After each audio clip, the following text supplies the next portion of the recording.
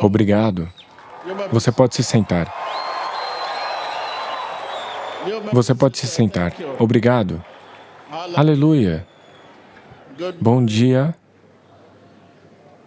Estou me juntando a você nesta mesma atmosfera.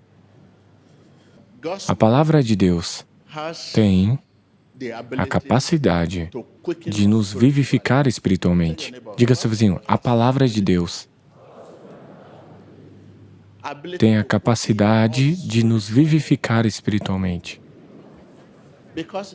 Porque a palavra de Deus é Espírito. E porque é Espírito, é por isso que ela tem essa capacidade. Não é apenas uma questão de lá, lá, lá. Não, não, não. Está além disso. Está além disso. Quando você fala, ela vai. Ela não pode ficar em seus lábios. Ela vai e faz. Você diz que haja luz e você vê a luz, porque tem essa capacidade de nos vivificar espiritualmente. Vamos dar uma olhada rápida no livro de João 6. O livro de João 6, vamos olhar rapidamente para o versículo 63. O Espírito dá a vida, e a carne não produz nada. O Espírito dá a vida, e a carne não produz o quê? Não produz nada. A palavra que eu falei para vocês está cheia do Espírito. Isso significa que a palavra de Deus tem a capacidade de nos vivificar espiritualmente. A palavra de Deus é um Espírito.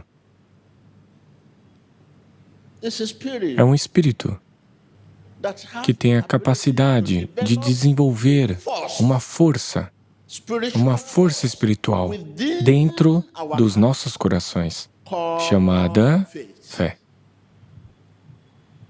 O Espírito dá a vida, a carne não produz nada. O Espírito sendo a carne não produz nada. E as palavras que eu falei para vocês, elas estão cheias de Espírito e vida. Isso significa que a palavra de Deus não são apenas palavras. Existe a linguagem da Bíblia e a linguagem secular. A palavra de Deus é um Espírito que tem a capacidade de desenvolver uma força espiritual dentro do nosso coração, chamada fé. O que chamamos de fé é algo que se desenvolve dentro de nossos corações. Anote isso, não é apenas fé na fé, fé nisso, fé naquilo. Falamos de fé na palavra de Deus. Fé na obra consumada de nosso Senhor Jesus Cristo. O que chamamos de fé em Cristo é a fé consumada nas obras de Senhor Jesus Cristo. É algo que se desenvolve dentro do nosso coração. O que nós chamamos de fé, porque fé não é fé na fé. Fé nisso, fé naquilo, fé em você mesmo. A palavra que usamos lá fora, usamos a palavra fé, apenas por usar. Mas não é isso. E dizer, não, não, eu farei o trabalho pela fé. Não, não é esse o tipo de fé que estamos falando aqui. Pela fé, eu vou fazer, vai acontecer. Não, não é esse tipo de fé que estamos falando. O que chamamos de fé bíblica é algo que se desenvolve dentro do nosso coração. Uma força espiritual que se desenvolve dentro do nosso coração. E como isso se desenvolve? Se você prestar atenção à palavra de Deus, isto é, se você prestar atenção em Deus, isto é, se você prestar atenção em Deus, você descobrirá que a fé vem espontaneamente, naturalmente. Se você prestar atenção, quando disser atenção, não esse tipo de atenção. Quando disser atenção, não esse tipo de atenção. A atenção da qual estou falando é de todo o seu coração. Se você prestar atenção à palavra de Deus, e como prestamos atenção? Olhando para Deus, olhando a Deus, meditando na palavra, olhando para Deus, olhando a Deus, pela meditação na palavra. E como meditar na palavra? Se eu disser, quanto mais você pensa, estou falando sobre a meditação. Quanto mais pensa, mais está pensando. Quero dizer, quando mais pensa, não é mais sobre sua situação em Deus. Quanto mais pensa sobre o que você lê, o que você vê ao redor, o que você ouve, mais você se familiariza com a voz dele. Anote isso. Quero dizer, quanto mais você pensa, quero dizer, na meditação. Quanto mais você pensa, quero dizer, na meditação, antes de poder começar a meditar, você deve pensar, pensar, pensar, pensar, pensar. Isso é meditar. Pense, pense, pense, pense. E não, pense. Situação, mais, pensar. Não é mais sua situação. Quanto mais pensar, não é mais sua situação. É em Deus. Fé. Vem espontaneamente. Isso é, naturalmente. É por isso que você não pode ter fé quando você lê sua Bíblia da forma que lê literatura. Então você lê sua Bíblia do jeito que você lê química ou física, você não pode ter fé. Porque fé vem espontaneamente. É por isso que você não pode ter fé quando você guarda o que lê na memória. Você memoriza sua Bíblia? É bom você memorizar. Isso é valioso, mas deve ser parte de você. Uma parte integral de você. É bom memorizar. Quando você memoriza a Bíblia, é como armazenar água na boca. Quando você quer beber e armazena água na boca, sem engolir, é um desperdício. Se a água ficar na sua boca sem engolir, é um desperdício. Então, da mesma forma, quando você memoriza a Bíblia, sem permitir que isso seja parte de você, para ser uma parte integral de você, isso é um desperdício. Você lê sua Bíblia, você começa a memorizar os versículos, nós memorizamos nossa Bíblia para pregar, para ensinar, não para viver. Viver a Bíblia é permitir que ela seja parte integral de nós. Fé se origina em Deus. Ela se origina em quem? Deus. Ela não se origina em nós mesmos. É por isso que quando você olha ao redor, olha para si, olha para todo lugar, você não consegue encontrar a fé. E apenas olhar ao redor, olhar para si mesmo, você não consegue encontrar a fé. Uma vez que você percebe que Deus é confiável, a fé vem.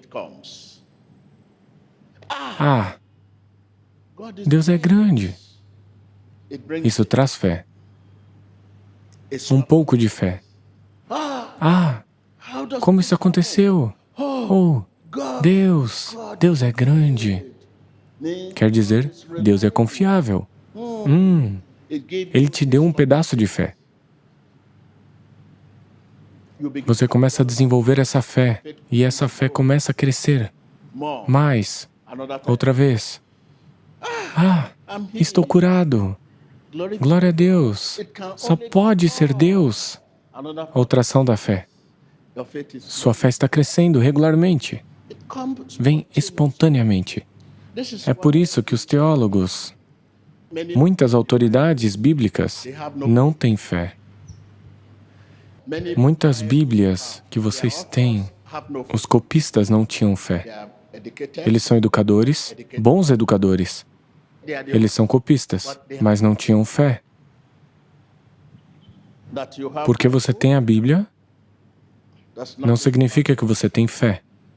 Porque você é um cristão, como você afirma, não significa que você tem fé. Porque você é um bispo, não significa que você tem fé. Porque você é um profeta, não significa que você tem fé. Porque você conhece a Jesus, não significa que você tem fé, até que Jesus te conheça. Diga ao seu vizinho, porque você conhece Jesus, não significa que você tem fé em Jesus, até que Jesus te conheça. Sim, porque você conhece Jesus, você prega Jesus e as pessoas podem ver sua boa pregação. Você conhece Jesus. Sua pregação não significa que você tem fé, até que Jesus conheça você.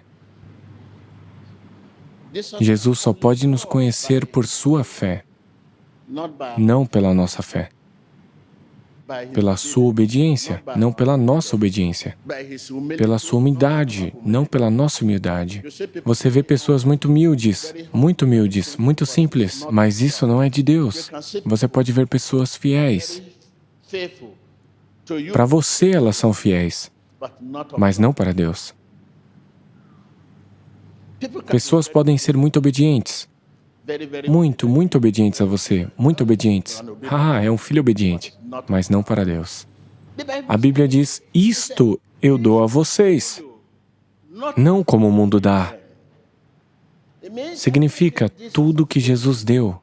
O mundo também pode dar, mas exigindo algo. Mas se você não olhar com cuidado, você pode não saber a diferença. É por isso que estamos aqui hoje. Não sabemos a diferença entre isso e aquilo. Quando se trata de coisas do Espírito, somos ignorantes. Isto eu dou a vocês, não como o mundo dá. Significa tudo o que Jesus nos deu. O mundo também pode nos dar, mas com uma diferença. Qual a diferença?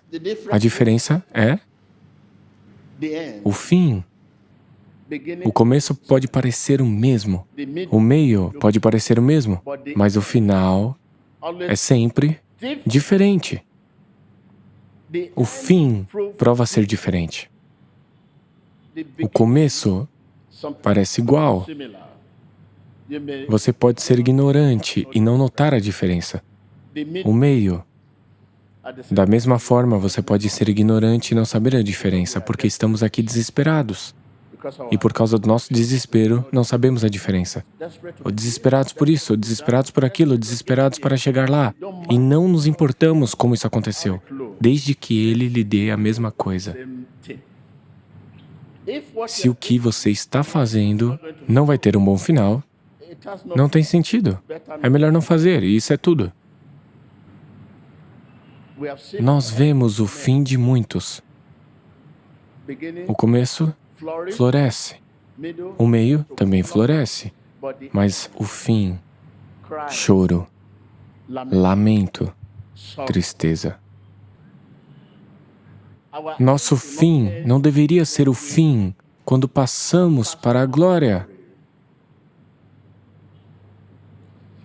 Nossa caminhada não deveria terminar quando terminamos a jornada. Senão, ninguém vai se lembrar de você. Você está vivendo. Mas as crianças que ainda não nasceram não sabem que você está vivendo.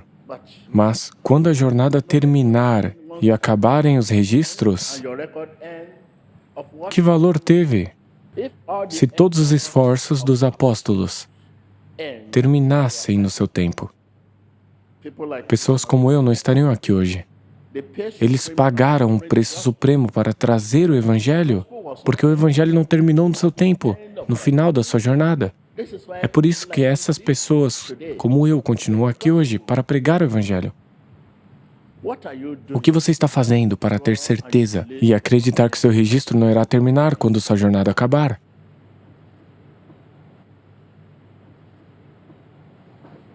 O que você está fazendo?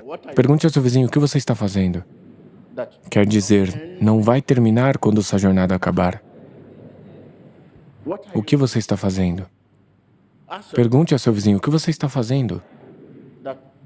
Para que as crianças que ainda não nasceram vejam. Pergunte ao seu vizinho de novo.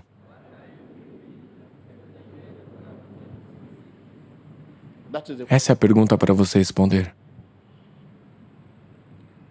O que você está fazendo para que as crianças que ainda não nasceram vejam quando você terminar sua jornada? Assim como os apóstolos, cujas crianças ainda não nascidas em seu tempo, hoje estamos vendo e desfrutando do preço que pagaram. A fé deles nos levou a isso. A fé vem espontaneamente.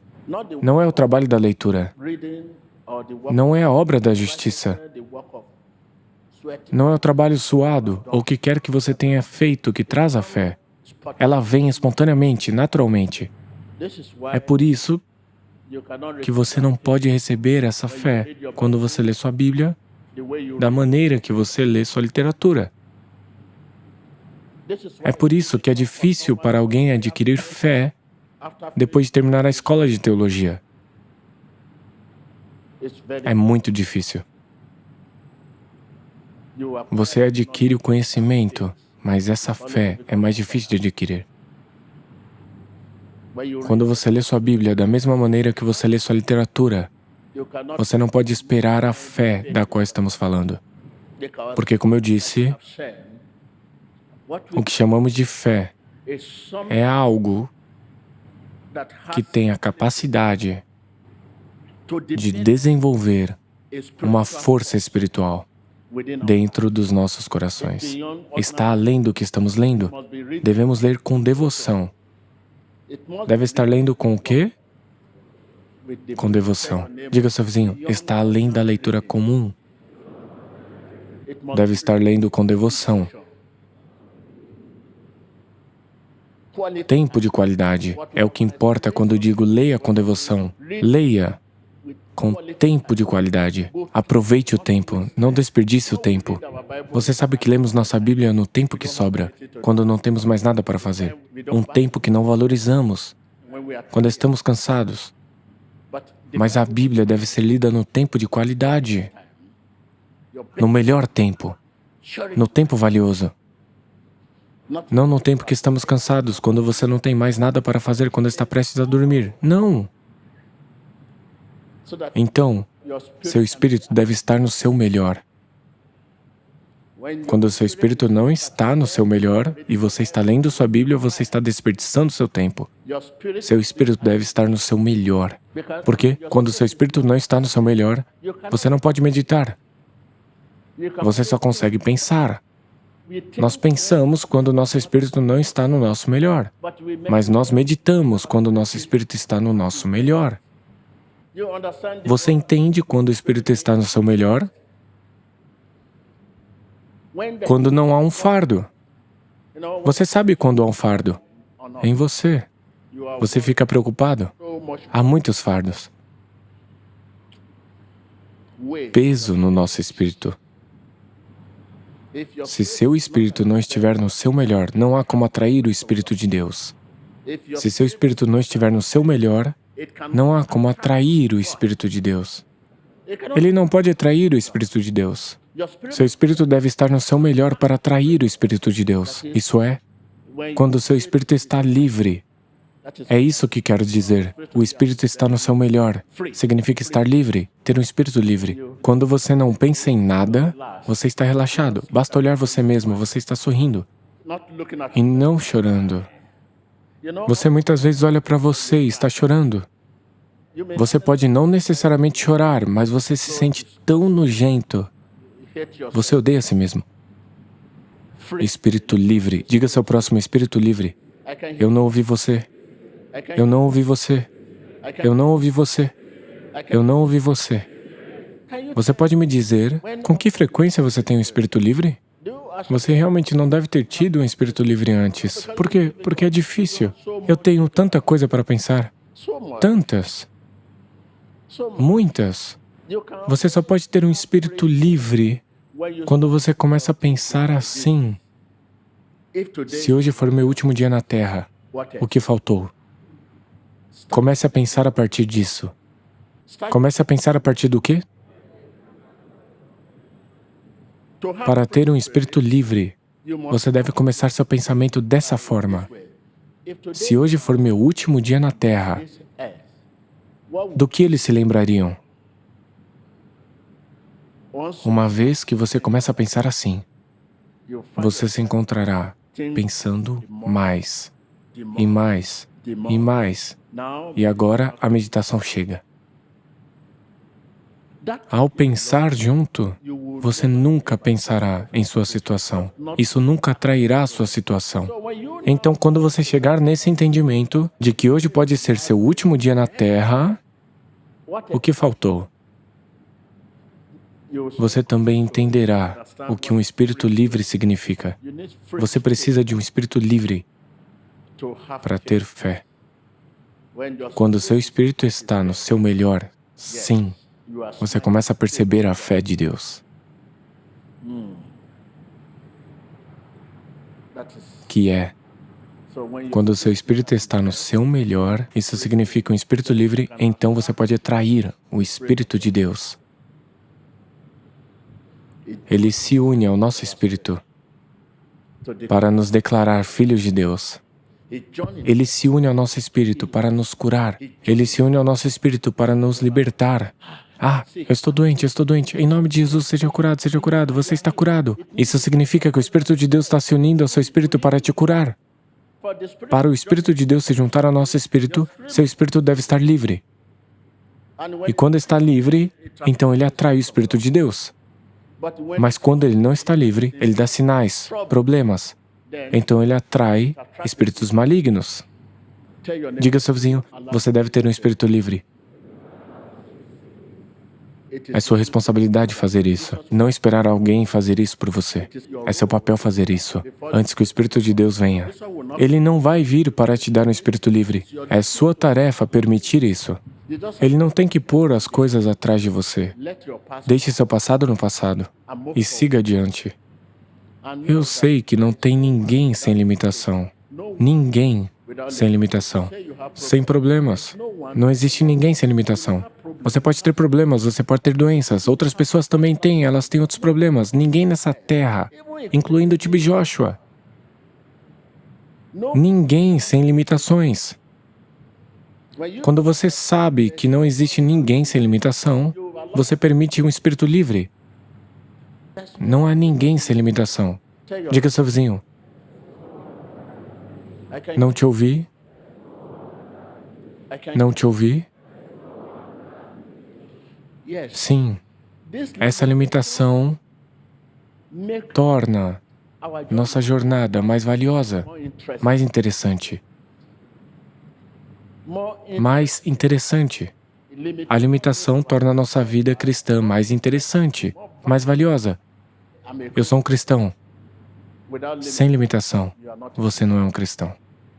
A limitação continuará a atrair você mais perto de Deus. Você jejua mais, ora mais, busca mais a face de Deus. A limitação nos faz prestar atenção em Deus. Diga ao seu vizinho, a minha limitação me faz prestar mais atenção em Deus.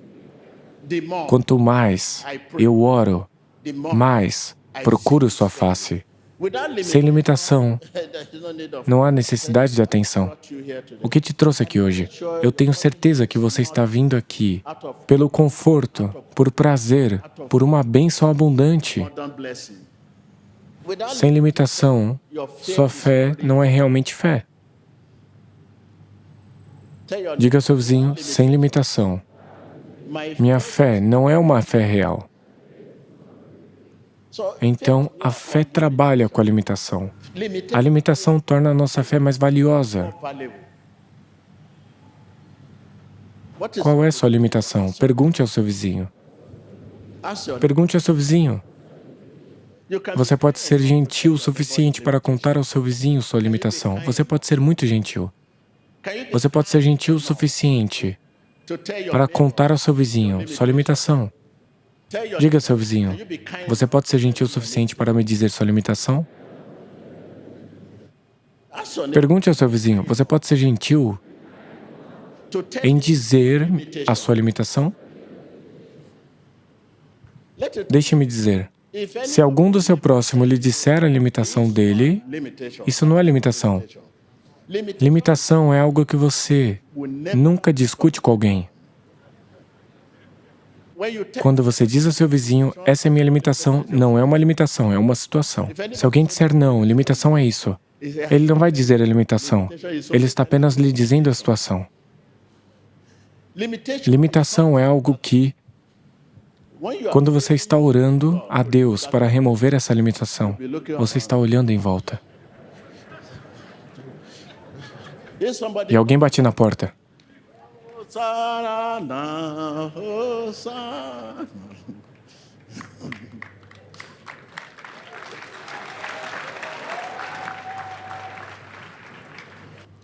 Você pode ser gentil o suficiente para me dizer sua limitação? Mas você vai me dizer sua situação. Limitação é o que realmente impede você de comer com Jesus na mesa, de beijar Jesus. Você pode beijá-lo? De entender sua voz. Você sonha e você não sabe se é um sonho real ou um pesadelo. Não entende sua voz. Não estamos familiarizados com sua voz. Se você fosse familiarizado com a voz de Deus, você saberia quando é Satanás que está falando e quando é Deus que está falando. As vozes estão sempre em seu coração. Você sabe, eu digo, a fé tem a capacidade de desenvolver uma força espiritual dentro do nosso coração. Assim como você está me ouvindo agora, o mundo continuará a desenvolver uma força dentro do seu coração. Dentro do seu coração, você acabou de descobrir que você se encontra sendo transformado. Isso é fé. Tem a capacidade de desenvolver uma força espiritual dentro do nosso coração chamada fé. Existe mais quando a Bíblia diz que a fé vem pelo ouvir e ouvir a palavra de Deus. Não termina dizendo fé vem pelo ouvir. Ouvir as palavras de fé. É preciso prestar atenção. Prestar atenção é olhar para Deus, olhar em Deus, meditar na palavra. Olhar para Deus, olhar em Deus, meditar na palavra. Como podemos olhar para Deus? Quero dizer, quando você está ouvindo os ministros de Deus, com toda a atenção, com todo o seu coração. Você deve orar junto. Assim como você está olhando para mim, você deve orar junto para entender. Não é só olhar para mim para entender. Você tem que começar a orar junto. Deus, me dê um coração que ouve. Deus, me dê um coração que ouve. Senhor Jesus, me dê um coração que ouve. Por que você ouve a palavra? Me dê um coração que ouve. Um coração que ouve. Quando os ministros de Deus se expressam e você está em casa, vendo um canal cristão, basta ligar e dizer, Deus, me dê um coração que ouve, um coração que ouve, um coração que ouve, um coração que ouve, porque o que você ouve deve ir ao seu coração. Porque a palavra de fé que você ouve é uma força espiritual dentro do seu coração. Coração que ouve, coração que ouve. Quando você ora junto, assim, quando você ouve a palavra, você tem um progresso. Ele vem espontaneamente, simplesmente vem. Porque o corpo em si mesmo não pode ouvir a palavra de fé. Há muito sobre o que pensar. Corpo. Nosso espírito está preso, nosso coração está preso. Você precisa de um espírito livre para ouvir a palavra de fé. Me dê um coração que ouve, me dê um coração que ouve, me dê um coração que ouve. Essa deve ser a sua oração agora. Você começa a queimar. Me dê um coração que ouve, me dê um coração que ouve. Então não espere até dizermos vamos orar, não. Sua vida depende disso. Me dê um coração que ouve. Um coração que ouve. Que Deus abençoe sua palavra. Aleluia.